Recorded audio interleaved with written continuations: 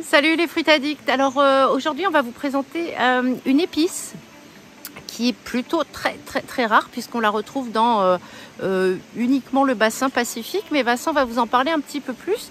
C'est une épice que moi j'avais très hâte d'avoir dans sa version originelle, on va dire, et qui finalement semble replacer un petit peu dans les plats celle qu'on connaît très bien. Allez, Vincent vous présente ça tout de suite.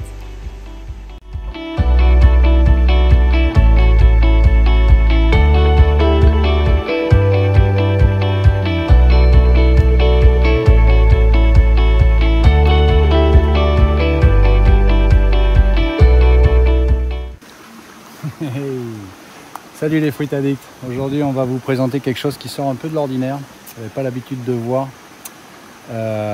Myristica fatua. Voilà, c'est un cousin du Pacifique de la noix de muscade. Myristica fragrans. Voilà. Regardez, ça ressemble complètement à une noix de muscade. Tu peux la mettre dans et ta ça main. Et ça a l'odeur aussi. Voilà. Ouais. Regardez, c'est les filaments là. C'est assez typique. Ouais, alors ils sont juste mûrs, parce que ça va devenir un peu plus rouge. Là ils sont en phase de mûrissement.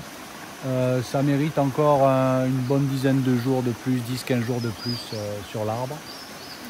Donc voilà, donc on est sur une Myristica. Donc la noix de muscade c'est Myristica fragrans. On a pas mal d'autres espèces dans ce genre. Et donc on a ce Myristica fatua que les anglo-saxons appellent la noix de muscade des Samoa. Oui, donc c'est quand même bassin pacifique. Hein, oui, ça. voilà, Ouais. voilà. À l'origine, on retrouve ça sur les Salomon, en Papouasie-Nouvelle-Guinée, Salomon, Vanuatu, jusqu'aux Samoa en fait. Voilà. Alors, qu'est-ce qu'on peut dire un peu sur la culture? Donc ça, ce sont des arbres qui vont être dans les sous-bois, donc qui vont se développer et qui vont se plaire avec de la mi-ombre et de l'ombre. Voilà. Là on le voit ici, cet arbre est en mi-ombre. Donc évitez de mettre cette espèce là en plein soleil. Et l'autre condition qui est hyper importante, c'est une espèce qui a besoin d'avoir les pieds dans l'eau. Alors c'est pour regardez ça que là, si vous voyez, c'est juste à bordure du cric.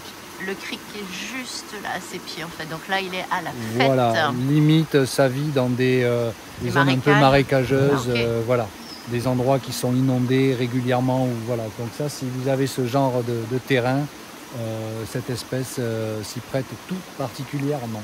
Donc ça, on est vraiment sur du tropical, ça pousserait pas en Europe? Oui, ça. Non, voilà, on est sur du tropical là aussi. Donc voilà, donc valeur ornementale. C'est une espèce bien entendu qui va donc être particulièrement adaptée pour la transformation. C'est une épice quoi en fait. C'est pas aussi coté, elle n'est pas aussi cotée que la vraie noix de muscade, mais elle a aussi des propriétés similaires au niveau du goût, de l'arôme et tout ça. C'est moins puissant, mais ça a quand même... on peut parfumer les plats aussi avec cette noix de muscade. Ouais. Ça peut faire le job. J'ai pas vu s'il y avait le même principe dangereux dans cette noix-là que dans la noix de muscade classique. Je suppose. Il y a des chances puisque c'est la même famille. Et, je suppose que c'est pareil. Donc rappelle-nous le nom latin. Alors ça, on est sur Myristica fatua. Voilà. Fatua. Là, cette génétique vient du Vanuatu. D'accord. Voilà ce qu'on peut dire. On ne peut pas la faire déguster. Non. Je veux bien la sentir pour vous. Ouais, par contre, on peut la sentir. Elle sent super bon. Bon, alors, c'est une fois sec que ça va sentir. Je vais essayer d'en ouvrir une autre pour voir un peu le stade de développement d'autres graines. D'autres fruits. Là, pour voir ceux-là, ils sont encore un peu verts. J'aimerais voir un peu comment c'est à l'intérieur. On est typique sur vraiment la forme de la noix de muscade quand on la trouve fraîche. Je vais ouvrir celle-là. On va voir le stade de développement de ce fruit. Là, c'est pareil. Ouais, on n'est pas loin. Il manque 10-15 jours. Ouais. Faut que ce soit bien rouge les filaments en fait. Ça sent bien la noix de muscade quand même. Non, c'est top. Ok, donc pas de dégustation sur ce fruit, mais on est super content de vous présenter quelque chose de plutôt endémique quand même, et puis d'assez rare. Ouais. Et puis voilà, sur les épices, hein, on va de plus en plus aussi vous proposer, alors c'est pas tout de suite parce que les épices, c'est long à pousser, mais on va vous proposer bientôt des choses super intéressantes en épices. Alors, en parlant de... On a oublié de préciser quelque chose, c'est bien entendu, c'est une espèce qui est dioïque, donc il faut mâle et femelle. Voilà. On voit, il y a plusieurs arbres. Et on parlait de temps de croissance. Là, ce sont des arbres qui ont maintenant, allez, on va dire 7-8 ans à peu près. Ah, c'est assez rapide. Oui, oui, c'est assez rapide. Donc là, c'est un arbre qui est bien à 8 mètres. Hein. Oui, voilà. Et ça a 7-8 ans, voilà, issu de graines. Et ça fait combien d'années qu'il fructifie? Ah, celui-là, ça va faire 2-3 ans maintenant. Oui, donc c'est très rapide. Donc à partir de 4-5 ans, ça peut commencer à donner. S'il se plaît, il toujours est... pareil, si ça se plaît dans son environnement, à savoir, il faut de l'eau, beaucoup d'eau. Ouais, ok.